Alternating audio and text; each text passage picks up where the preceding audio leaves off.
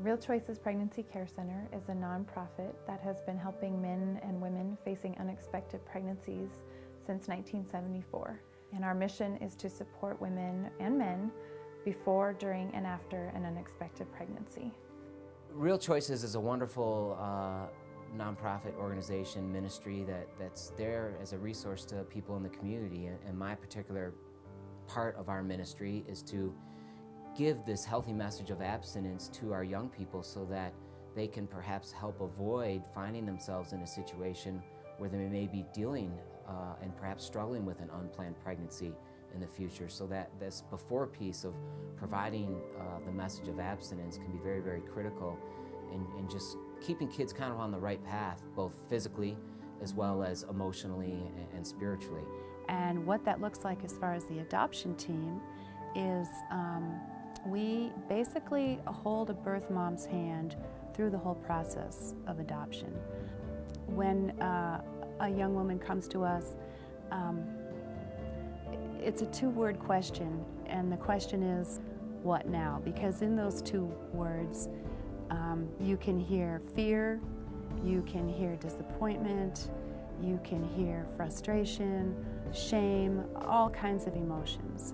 And we basically let them know that we're there for them, that there are answers, there are real choices, and that adoption is one of them.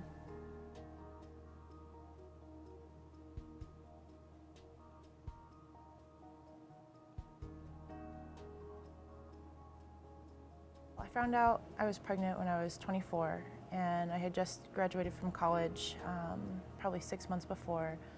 I was living with my boyfriend at the time, and we had a pretty volatile relationship. So on one hand, it was really exciting because I had been told by my doctor that I might have trouble getting pregnant. So it was pretty exciting in that way, because I kind of thought, well, you know, this is my chance to have a family and to have a child. But on the other hand, it was pretty frightening just because of the relationship I have with his father. So I got pregnant in Sierra Leone. I never even considered, maybe for a split second, having the baby in Africa. I very much loved her father. Just because you love someone doesn't mean that it's what's best for you. He can't be a dad. He can't be my husband. He can't be my lover. And it's not some cut and dry situation like, oh, he's this bad person, especially because he's from African culture and they're so backwards. It's not that simple. I was at work, and she called from Sierra Leone, and she said, whatever you're doing on that computer, stop. Just listen to me. And I knew what she was going to say before she told me. And so she said, I'm pregnant. And it wasn't really a surprise at all, because I think I've known for a while that a baby was coming. So her initial reaction was the fear of how this was all going to happen, not just the physical birth, but how she was ever going to support a child. I had just graduated from college when I found out that I was pregnant and didn't yet have a job or a place to live or anything really. So I had moved back home into my parents' house and realized that I had a little graduation present with me. There was a lot of emotions going on, a lot of thoughts going through my mind. From everything of, you know, the things that are insignificant but seem significant at the time, like what are people going to think of me? I remember one of my thoughts being, what's the fastest way I can get through this? When I first found out I was pregnant, I was at home, and my husband and I had been separated, and that's when I got pregnant. And so there was a lot of emotions, fear, just I didn't know what to do. What was it going to look like going forward? What did this mean for the child that I was pregnant with? What did it mean for my situation with my marriage? I don't think there's a formula or even a prototype for it. It really varies with each individual. I mean, we have everything from the college student who says from the get-go, I'm pregnant and I made this decision to have sex, so I'm going to go ahead and carry to term. But we also will have, a teenager who is completely emotionally distraught. But as we're sitting in that room, our biggest job at that point is to let her feel safe and loved and not judged, and to know that all of the information in our client rooms is at her fingertips.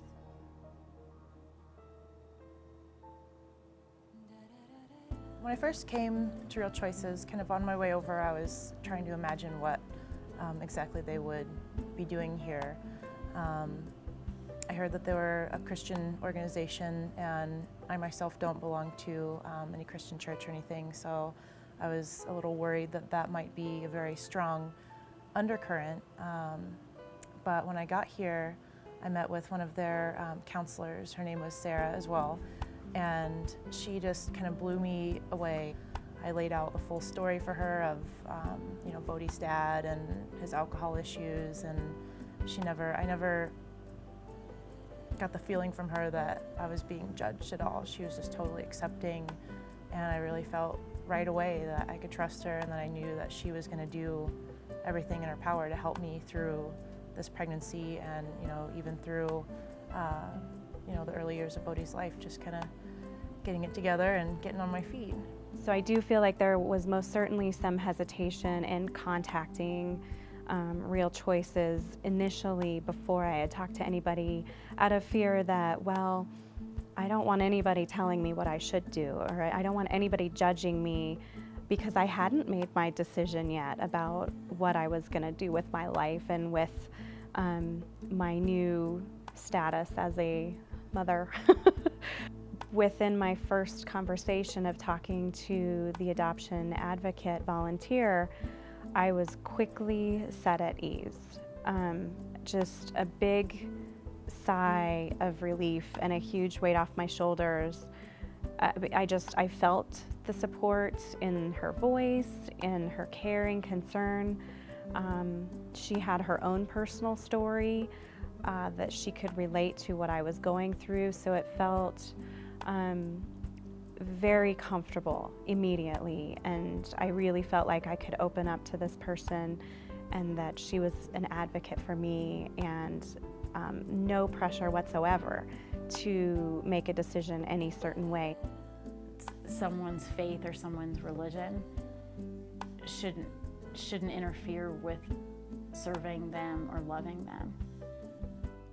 It's not about anything that we can say about the gospel or about Christ that's going to change their situation, but rather that we're acting in a Christ-like manner so that we're loving these people unconditionally, regardless of their faith or lack thereof, regardless of their financial situation, regardless of the choices that they've made. And frankly, it would be completely hypocritical of any of us to be judgmental of our clients, being that the majority of us have been in their shoes or in similar shoes. I originally made the decision to come to Real Choices because I had reached a point in my pregnancy. I think I was 5 months pregnant, and Bodhi's father had made it abundantly clear that he was not going to be a person that I wanted to keep in our lives at that point. And that weekend, when I was going through just crazy emotional turmoil, I just really needed somebody to reach out to. Mostly for support and just kind of getting any reinforcement at all that I was doing the right thing, it was something I could do, and that was definitely something I found here. The first time I came, just talking to Sarah, we went over my history and what was going on with me, and in our conversation it came out that I was wanting to go to nursing school, and Sarah said, well, actually, we have a relationship with Regis University who has a nursing program. From the moment our clients walk through our doors, we are all about giving them the tools, not just giving them handouts, but giving them the power to then make better choices and to move forward in their careers or in their lives. And financially, we don't give them any money. We don't give them a monetary contribution to any part of their life, but what we do is direct them toward resources in the community or out in society that they can utilize to make the financial progress they need to. They really want to help you, and they don't make you have to come to them for everything. Call them. Do you have a baby crib? They really put it out there, and I'd say their expertise is in almost forcing help upon us. I mean, we want the help, but they always return calls. They're very accessible, and there's no one at the center that I've stumbled into that hasn't been exceedingly kind. It wasn't so much of what can we give you, it's more of how can we help you help yourself and continue to learn how to be a parent in a way that you're going to be able to go off on your own, and you're not always going to be clinging to somebody as a lifeline to get you through the day-to-day. When I was very fearful of outside input or outside influence to my decisions and what to do,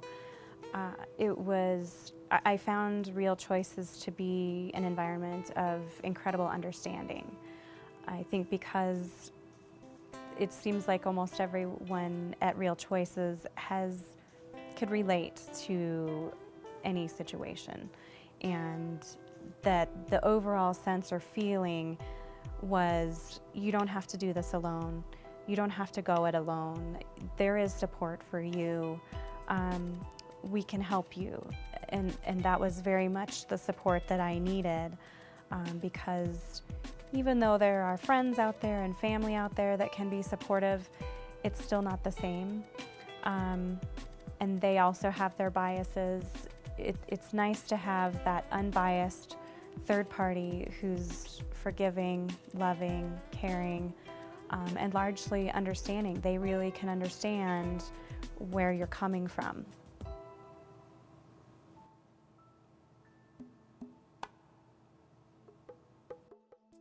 We share with the community, and what we share with our clients is that we are pro-woman.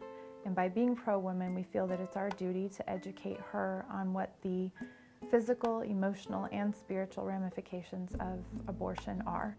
If a client feels, when we say, if this test is positive, would you be more likely to abort, carry to term, or are you undecided? And if they say, oh, I'll have an abortion, at that moment, we share with them in our information hub the best way that we can every detail from the procedure itself to the side effects, whether that's a physical side effect, an emotional side effect, or a spiritual side effect. And we do it in a very matter-of-fact, factual way. We have a booklet that's called Before You Decide, and we feel that it's our job to give them every piece of information possible on what that abortion would entail for them and let them make the decision. My best friend had an abortion because she didn't have money, and it breaks my heart because I know she didn't know that there were all of these services out there, and they want to help you. They don't make you feel guilty.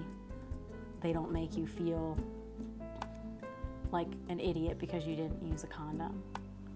I fully considered all three of my options when I was trying to figure out what to do. I will admit I definitely did think, abortion is an option. It wasn't necessarily an attractive option. I did really early on decide that that's not something I could do. And I think that it's a lot of, again, what came out of a lot of really good, healthy discussions with Real Choices. I'm glad that we had that open discussion about that option and that it wasn't just completely skirted or avoided, because it was really good to go through the thought process of why and why not. And I think that abortion is deceitful because that's a decision that you can never change, just like the other decisions, but it's one that I think might hold the most regret for an entire lifetime. Oftentimes, it's just a matter of listening to her story, asking her why she feels that option would be better than possibly parenting, or adopting, and basically just finding out what her beliefs are about her pregnancy. How much shame is she feeling? How much embarrassment? How much does she think that this will affect her future as far as her reputation or someone knowing about it? And it's often for a lot of women, I think probably for most, it crosses their minds. If I could just have an abortion, this would go away. We still have clients who will go and choose to have an abortion, and at that time we offer them our post-abortion support. We don't shut the door on them. We open our arms even larger because we know that they may in fact then have an even greater burden and even greater emotional turmoil to face at that time. Real Choices Pregnancy Care Center stands in a league of its own. It's an organization that taps into community resources to involve everyone so that we're all enabling each other to do the best job we can do. We're a non-judgmental organization that allows girls to come in and feel safe and protected, and to know that going forward we're here for them, to support them and to celebrate their victories along the way. The support was definitely invaluable. Utilizing the connections that they had to, get me that spot at Regis, and the material support, I don't know how I could have done it without that either. So it's kind of like everything that they did, there have been no replacement for that. Couldn't be more thankful to everybody at this organization. I mean, it's kind of the cliche to say I don't know where I'd be without Real Choices, but I don't. I don't know how I would have managed to get to this point in my life, with 2 degrees, a nursing license, a healthy, well-adjusted son, without their guidance and help. For me, being pregnant was always just this amazing blessing, and it was so, there's not even words for what it's like having a baby grow inside of you. And I was so excited and happy, but I was worried about resources. I used to joke with people and say, if I can do this, anyone can do this. I have no husband, I have no money, I have no insurance, I have no car, I have no house, I have nothing. But I have God, So I had the baby a little over a year ago. That process in the hospital was the highlight of the entire experience. And since then, my husband and I have gotten remarried, and we're doing great, and our kids are 7 and 5, and we're just really enjoying life. And I get regular updates and regular pictures from the adoptive parents, which is just a joy every time I hear and see just a really, really neat ending to the story.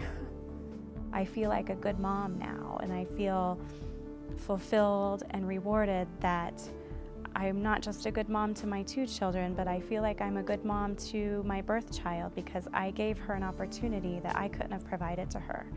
And I probably wouldn't have met my husband, and I probably wouldn't have my career, and I most certainly wouldn't have the children that I have today if I had made a different choice. In February, I will be 15 years down the road. And I can look back at my 15-year-old birth daughter who's probably going to be trying to learn how to drive. And I just could not dream up a better story. You name it, we've pretty much seen it. And the one thing that strikes me is that with a lot of the women I've worked with, after they've told their story, a lot of times they'll say, "You still want to work with me? Are you mad at me?" And I think that's the glue of Real Choices, is that we just want to love these women and help them through their unintended pregnancy and let them know that, we're all broken, we're all fallen in some way, and that their story isn't going to make us go away. Without places like Real Choices, girls, women of any age are feeling lost, are in despair, are so afraid. And Real Choices offers support, and it offers a non-judgmental approach to an unexpected pregnancy.